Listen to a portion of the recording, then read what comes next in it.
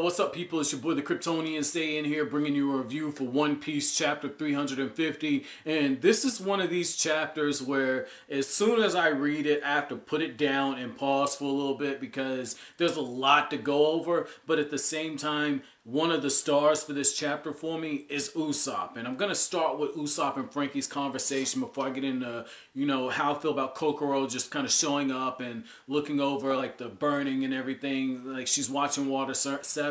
Before I get into that, I want to talk about Usopp and Franky because I love that scene. Not the one where Franky tells him, I'll help you take apart the ship, which was good in its own right, but just the fact that Franky and Usopp, God forbid two characters in a shonen actually talk things out without actually going fisticuffs. That was pretty damn cool. I mean, I liked the back and forth banter that these two had beforehand where they're like, oh my god, I can't believe that you turned on your friends. Then I can't believe friends broke up like that, and like everybody's crying, and Franky's got the guitar and he's just fucking singing, doing his thing. Like that was cool. That was really hilarious. But I like how after Usopp even finds out they spent the money, he's like, motherfucker, I'ma kill you for spending my fucking money. Even after all of that, right?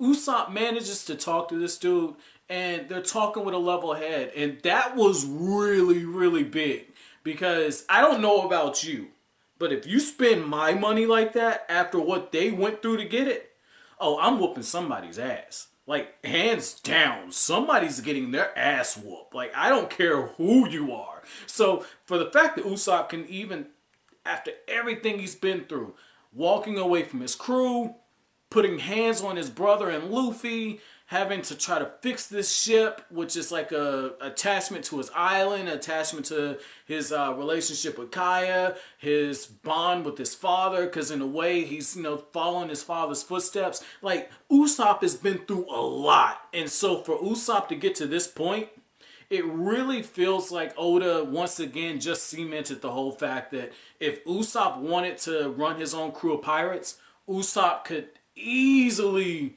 take charge of his own crew. I mean, granted, he might lie to him and say, there was this one time where I fought this huge fish stick and the fish stick had teeth, but nah, man, like, all that aside, Usopp shows some huge leadership characteristics. So that was cool to kind of get to that point. Now, backtracking a little further, oh man, you knew this was happening, okay? You knew this was gonna happen. We got the fodder from the Franky family walking around like, hey, Straw Hat, we got the long nose. You want your long nose back? Hey, we'll tell you where he is. Show yourself. They're trying to eke him out. And what I found to be very interesting is the fact that, if I'm not mistaken, right, because I know Usopp got his ass whooped, but didn't it take like 50 of these dudes to beat Usopp's ass? Granted, I know Usopp is no pushover. The fact that he even got, to hang with Luffy a little bit, I feel like Luffy was restrained some.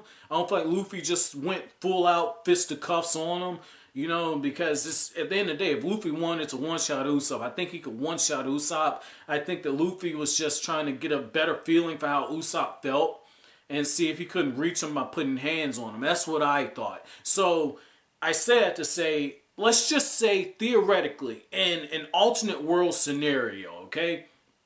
Assuming that Luffy and Zoro didn't get their ass thrown into the water, and I feel like they're going to be nearby just based on the fact that we got a shot, and it just seems really convenient to me that Oda has them thrown into the water and then Usopp's in a warehouse and all this shit's about to rise up. Very, like I said, it seems like Oda is positioning different characters. Convenient's the wrong word. It is convenient, but I'm not saying it in a negative way like I usually do. When I say convenient, most of the times I'm saying it's plot convenient. I'm not saying that. But I just think that Oda is positioning different characters for another setup. So the whole thing about this in this alternate scenario, what if Luffy and Zoro hear this shit?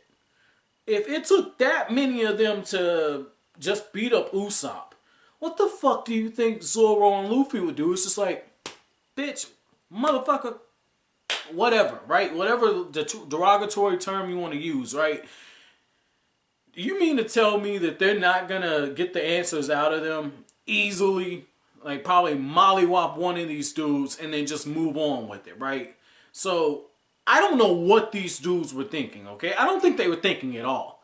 You know, like every shonen kind of, you know, flunky always has like his own flunkies, right? And they're always fodder, man. And so you just knew this was coming. This would be like how in Naruto, if Kiba, okay, this is a great one. Kiba's like, I'm gonna be Hokage. Nobody takes him fucking seriously when he says that. Like, this is the case here. This whole crew is a bunch of Kibas. Like, oh man. So when Rob Lucci and Blue Note and Khalifa and I want to say there's one more guy. I cannot remember the guy. It's the guy that can jump and everything. Starts with a K. Can't remember his name. But just the fact, as Kokaku, just the fact that they're showing up lets you know right away, okay, Oda's positioning them to go towards Usopp.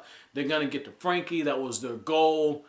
I like Rob Lucci. Like, it's something about his character that, in particular, as they're doing like that whole skywalking thing, I believe it's called the moonwalk, which is pretty similar to what they do in Bleach. They use reishi to kind of walk on air like that, very similar. So I like that, and I like how as they're kind of moving forward, he's gathering information, taking charge. This is going to be good. Like, Luffy versus Rob Lucci is that fight I want to see, especially given the fact that the Straw Hats are crumbling all around them. I mean, Chopper is under the earth somewhere. Zoro and Luffy are taking swims. Sanji's out probably at a brothel somewhere. Nami is, I believe Nami's in not the government, the Water 7 government's care. And Nico Robin's MIA. She's doing the thing with CP9. And then you have Usopp just all the way off world, if you will. He's over there with Franky. So very interesting to see how all this is kind of coming into play and how everything's crumbling around. Luffy versus Rob Lucci, that's going to be the fight that I feel is going to dictate a lot of stuff. And with that being said, why did I save Kokoro for last? Well, I saved her for last for two reasons.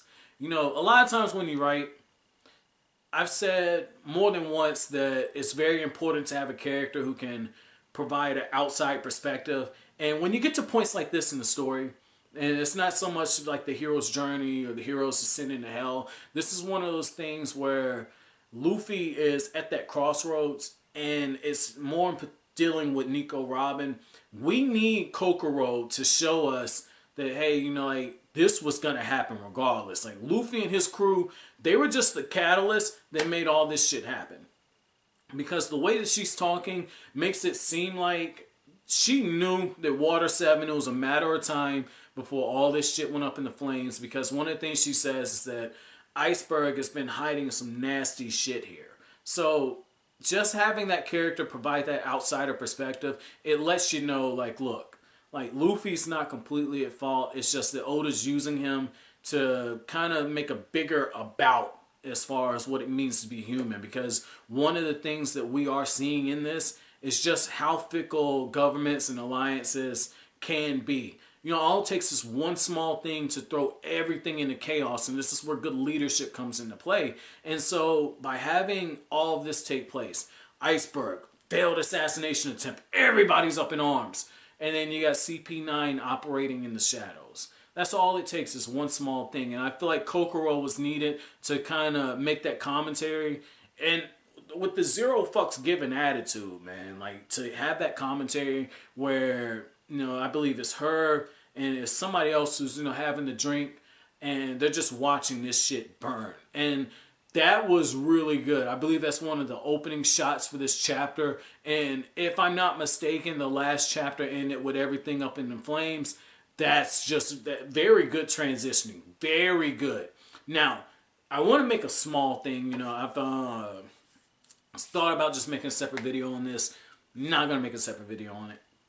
I've had a few people, and if you can't tell, I've been addressing, you know, just different things I've been getting from people. I've had a few people tell me, hey man, you tone down the language a little bit.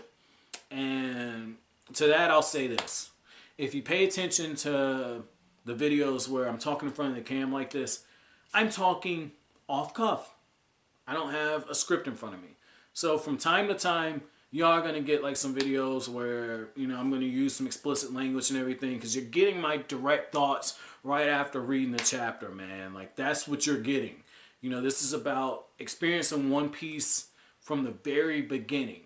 And so I feel like if I were to sit down and write down my thoughts, you'd probably get a more in-depth review, probably a lot shorter, but I feel like like you're getting a review, but you're also getting a reaction at the same time. You know, you're getting the best of both worlds. You know, I'm not the super charismatic guy. I'm that person where if you come here, you're likely going to learn something, or you're going to see something in a different light, and I'm going to be informative. That's what I'm going to bring, and I have a no filter type approach when I do that. So what you get is what you get in that regard. I know some of you guys are on the younger side, so my advice to you is, and I had this happen, somebody, I'm not going to put your name out there, but you know, somebody said, hey man, like I was playing one of your videos and you dropping some F-bombs, and you know, my mom walked in.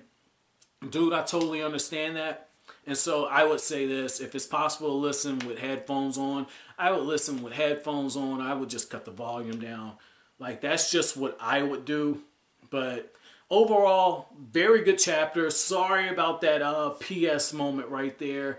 You know, overall, very good chapter. Can't wait to see what happens going forward. My chapter question to you all, I'm going to put you in Usopp's shoes, right?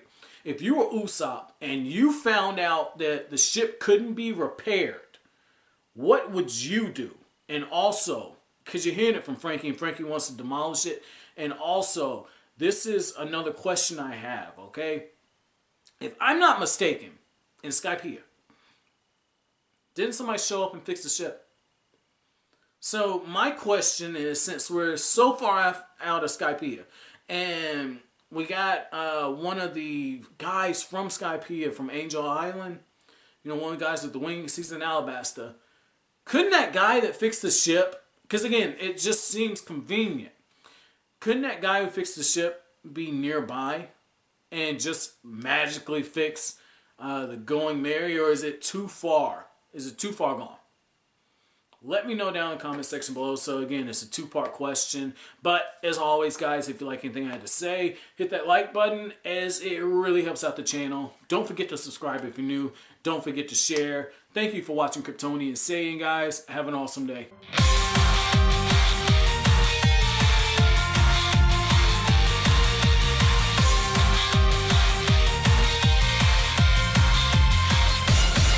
Hideoutの人